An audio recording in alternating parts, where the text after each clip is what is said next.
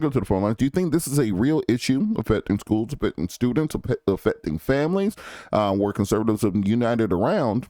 Or is it just another attempt by the conservative media to manipulate suburban moms into not paying attention to the actual issues of education, but more so these conservative conspiracy theories where you can talk about education without actually talking about educating kids? Let's go to the phone lines. We have Tea Party Lou on the line.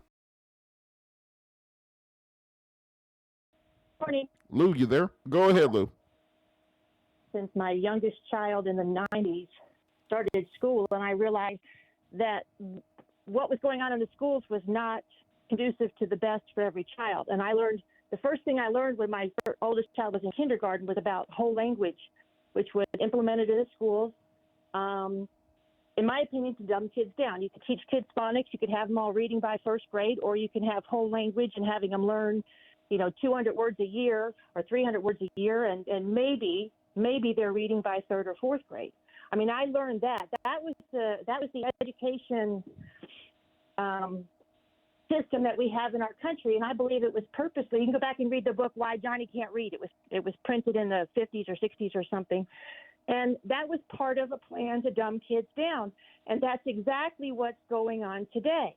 And it's all part of, you can go to the 45 steps to turn the country into a communist country, and, dumbing down the schools, breaking that bond between parents and children, all that kind of stuff. And that's what this is all about.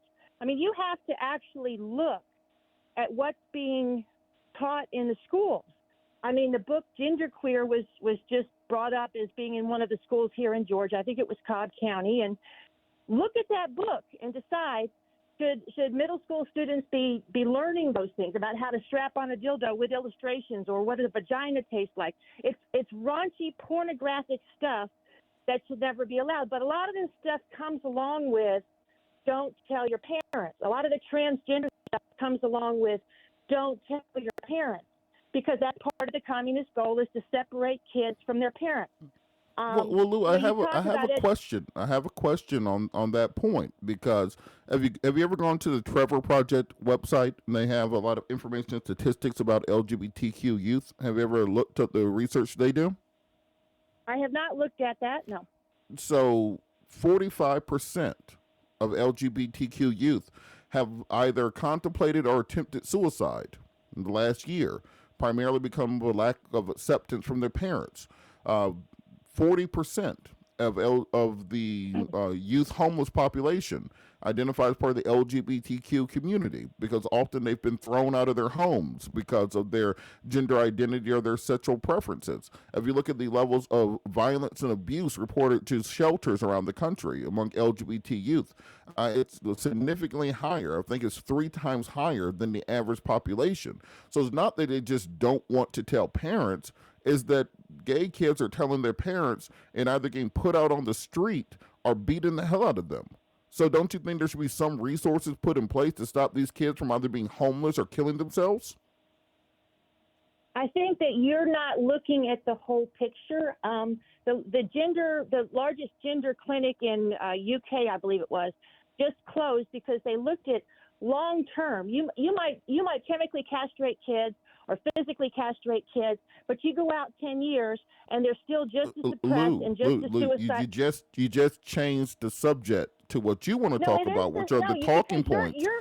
We're talking about the suicide rate among LGBTQ youth. That is what is causing these laws to be passed around the country, because people are tired of the little gay kids killing themselves and being homeless. So why exactly are you against programs that would help these kids to have resources?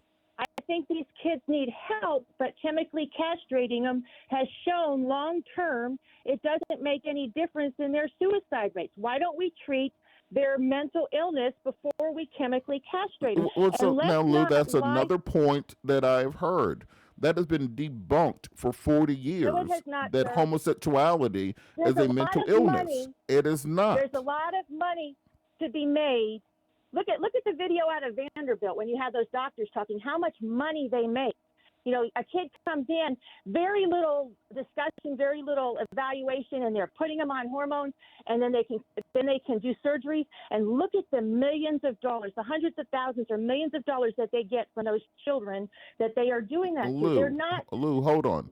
Who in your entire life, I mean, just the entire time you've been alive, anybody that you've met or an extended family or that you've ever even heard of personally, has that happened to?